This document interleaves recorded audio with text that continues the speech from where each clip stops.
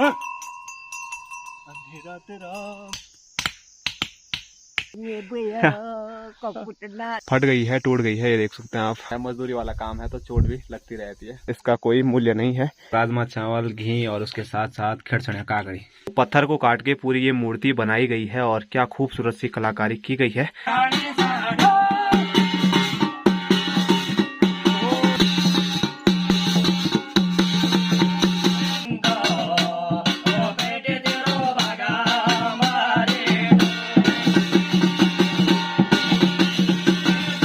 Hello दोस्तों, नमस्कार, क्या हालचाल। मैं हूं प्रमोद रावत और आप सभी का स्वागत करता हूं एक और नई वीडियो में, एक नए शानदार ब्लॉग के साथ।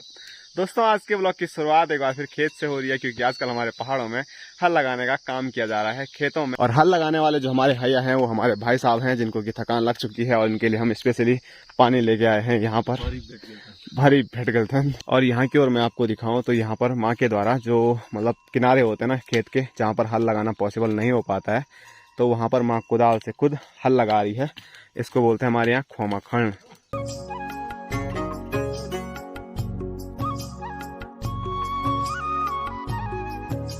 और यहाँ पर मैं आपको दिखाऊं तो जो हमारे बैलों के नाक में नथ लगाई जाती है ना, ये तो उसकी जो रस्सी है ना, वो ये वाली, तो इसने वो यहाँ से तोड़ दी है। तो अब मम्मी जुगाड़ करके एक साड़ी का छोटा सा टुकड़ा, जिसको बोलते हैं साड़ी का कत्तर, वो लगा रही है उस रस्सी की जगह पे। और ये वाला तो हमारा शांत है, ये कभी ऐसे इधर उधर नहीं करता है, तो ये तोड़ता नहीं है कभी। और यहीं पे बेइज्जती हो गई मेरी। मैं बोला था ये शरीफ एबल, तो सबसे पहले इसी ने तोड़ा था। तो चलिए, हो चुका है पहाड़ी जुगाड़ और लग चुकी है नथ पे नई रस्सी, और एकदम बढ़िया लग रही है ना, गुलाबी रस्सी।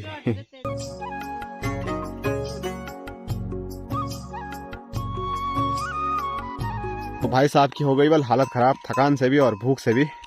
तो चलो, थोड़ा बहुत मैं भी हल लगाने की कोशिश करता हूँ, क्योंकि ज़्यादा अच्छा हैया तो नहीं हूँ, लेकिन काम चलाने के लिए हूँ ही। तो लाइए साहब इधर।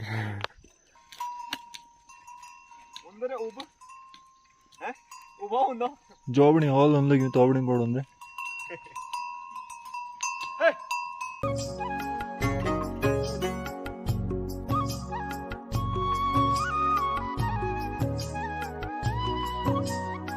तो एक बार फिर भाई साहब ने मेरे से हल छीन लिया है और खुद हल लगा रहे हैं, क्योंकि मेरा हल लगाना उनको पसंद नहीं आया। मैं आराम आराम से हल लगा रहा था और वो बड़े जल्दी जल्दी हल लगाते हैं। तो चलो कोई, अब थोड़ा ही बाकी है, तो अब वो भाई साहब लगा ही देंगे। और मैं जब हल लगा रहा था ना, मतलब थकान तो नहीं लग रही थी, लेकिन पैर नीचे से इतने ज़्यादा ठंडे हो रहे थे ना, क्योंकि बारिश का मौसम आजकल हमारे पहाड़ों में 2-4 दिन से बारिश हो रही थी, तो पूरे खेत हो रखे हैं गीले। तो नंगे पैर जब मैं हल लगा रहा था ना, तो नीचे से इतना ज़्यादा ठंडा हो रहा था ना, गढ़वाली में नहीं बोलते आ जाते हैं हाथ पैर ठंडियों में, तो वैसे ही वाला सीन हो रहा था। तो भाई साहब ने यहाँ पर पूरे खेत में हल लगा दिया है। और हल लगाने के बाद मैंने आपको बोला था, खेत को प्लान करने के लिए ये लगाया जाता है, जिसको कि हम यहाँ बोलते हैं जौ। और जौ परसों मैंने आपको बताया था, तो उस दिन आपने देखा इंसानी जौ बोले, तो मैं और चाचा लगा रहे थे, पूरे खेत को प्लान कर रहे थे। लेकिन आज की वीडियो में आपको देखने को मिलेगा कि बैलों से हमारे पहाड़ों में कैसे जौ लगाया जाता है। अंधेरा तेरा मैंने ले लिया।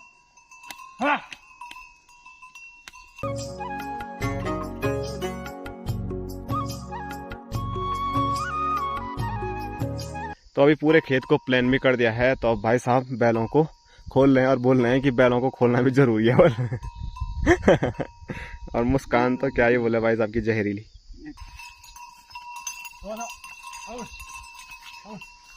तो अभी बैलों को लेके आ चुके हैं हम गौशाला पर। भाई साहब ने बैलों को अंदर बांध लिया है और खुद भी यहीं पे बैठ गए हैं आराम करने के लिए। और साथ में माँ सामने आप देख सकते हैं भैंस को नहलाने का काम कर रही है।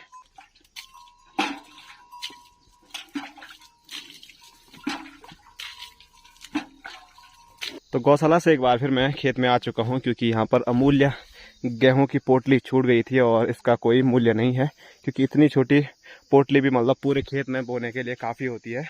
और यहाँ दिखाऊं मैं तो यहाँ पर अपनी दादी है, जो कि यहाँ पर देखिए बेलों के अंदर, पेड़ों के अंदर घुस के घास निकाल रही है। ओ दादी, ये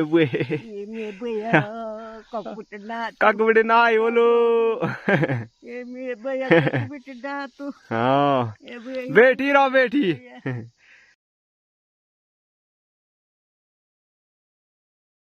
दोस्तों, अभी नाश्ता करने के बाद एक बार फिर हम आ चुके हैं पंगरोली स्टेडियम में पत्थर तोड़ने के लिए, रोड़ी फोड़ने के लिए। तो यहाँ पर भाई साहब पहले ही आ चुके हैं, तो उन्होंने काम भी शुरू कर दिया है। और साथ साथ में उन्होंने कैसा जुगाड़ बिठा रखा है क्योंकि धूप बहुत ही तेज हो रही है। तो उन्होंने ऊपर से 2-4 कट्टे डाल रखे हैं छाया के लिए हैं।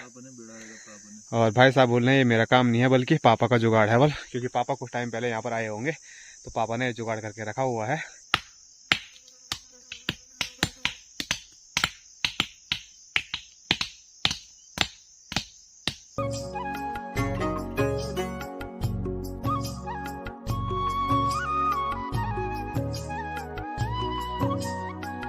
दोस्तों अभी रोड़ी तोड़ते तोड़ते दिन के 12:30 हो चुके हैं। बोले तो अभी घर जाने का समय हो चुका है।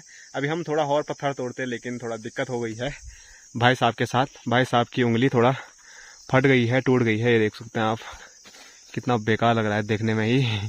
तो पत्थर तोड़ते तोड़ते कभी कभार ऐसा हो ही जाता है, तो इसीलिए पत्थर तोड़ने में थोड़ा डर भी लगा रहता है। कुछ दिन पहले मेरा भी हुआ था लेकिन इतना ज़्यादा नहीं कि जितना कि भाई साहब का पूरा वो हो रखा है। अब उस पर थोड़ा भी लगेगी ना, काफ़ी ज़्यादा दर्द होने वाला है।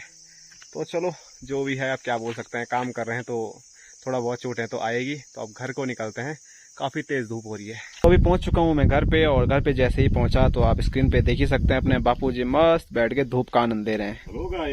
हेलो गाइस, आज पापा की एनर्जी पूरी खत्म हो चुकी है। तो मैंने भाई का हाथ आपको दिखाया, तो साथ में आप बापूजी का भी हाथ देख सकते हैं। तो मतलब ध्यान पता नहीं कहाँ था है, काम में काम करेंगे तो लगेगा ही ना, वो भी है, बैठे रहेंगे तो कहाँ से लगेगा। सही बात। तो जैसे कि मैंने आपको पंगरोली में बोला था कि अब पत्थर तोड़ने का काम हमारा है, मजदूरी वाला काम है, तो चोट भी लगती रहती है। और जिंदगी के असली मजे हो रहे हैं हमारे भोटू के। और जीभ निकाल के मस्त यहाँ पर सोया हुआ था, अब मेरे को देख के ही उड़ गया। और ऐसी नींद में है ना वो, अभी मेरे को गाली दे रहा होगा अंदर से, मेरी नींद खराब कर दी। तो खाना भी तैयार हो चुका है। आज खाने में है राजमा चावल, घी और उसके साथ साथ खिरचड़िया काकड़ी।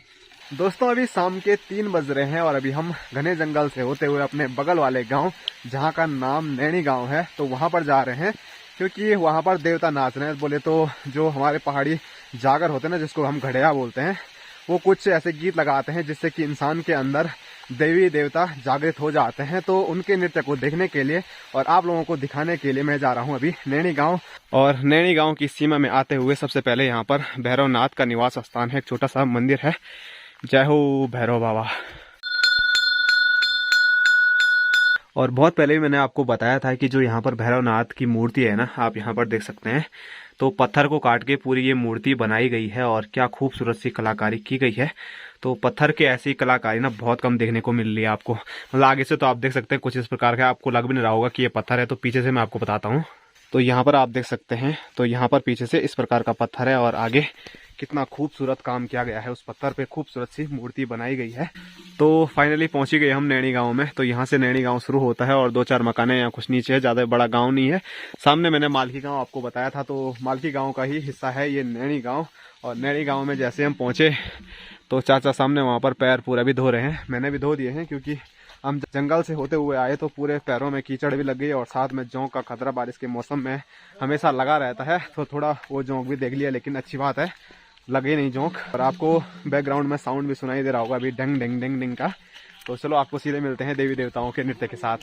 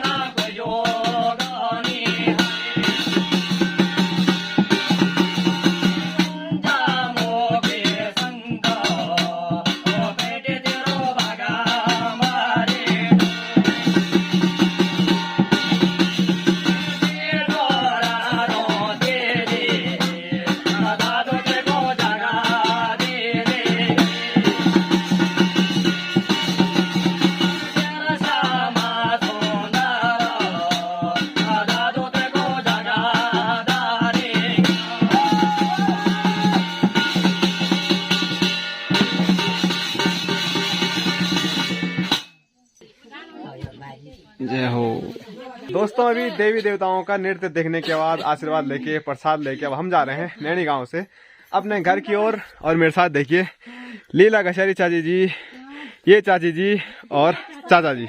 और सामने स्क्रीन पे आपको एक घर नजर आ रहा होगा, तो वहाँ पर हमारा गांव है। वैसे गांव वहाँ से इधर के लिए है, लेकिन आगे पेड़ है तो कुछ भी नजर नहीं आ रहा है। तो ज्यादा दूर नहीं है, बस आधा किलोमीटर होगा। तो आधा किलोमीटर की दूरी पर हम आ रखे थे। चाची से पूछते हैं तो कैसा लगा चाची? अच्छा लगा यार। अच्छा लगा? नाचने का मन तो नहीं कर रहा था? नहीं यार, मन तो नहीं कर रहा था, पर अच्छा लग रहा। अच्छा लग रहा था। तो जाते समय मैंने आपको रास्ता नहीं दिखाया था, तो ऐसा घना जंगल है बीच में। और जो देवी देवताओं का वहाँ पर नृत्य हो रहा था ना, तो उसमें आपने देखा होगा जो हमारे डोरिया थे ना, बोले तो जो ढोलक टाइप का बजा रहे थे छोटा सा, तो वो हमारे सब्सक्राइबर हैं, वो हमारी वीडियोस देखते हैं, तो उनका तहे दिल से धन्यवाद। तो वहाँ पर भी मिले थे, वो काफ़ी अच्छा उनसे बात करके लगा। और कोई ऐसा आता ना दूर का कोई मिलता है और बोलते हैं हम आपकी वीडियोस देखते हैं, तो मज़ा ही आ जाता है। और साथ में जो उनका डोरा बजाने का स्टाइल था ना, मतलब मैं तो उन्हीं को देख रहा था सच बताऊं मैं आप लोगों को। और जो घड़िया होते हैं तो उनको तो गीत सभी याद रहते हैं, लेकिन जो डोरिया होते हैं उनको ज़्यादा गीत याद नहीं रहते।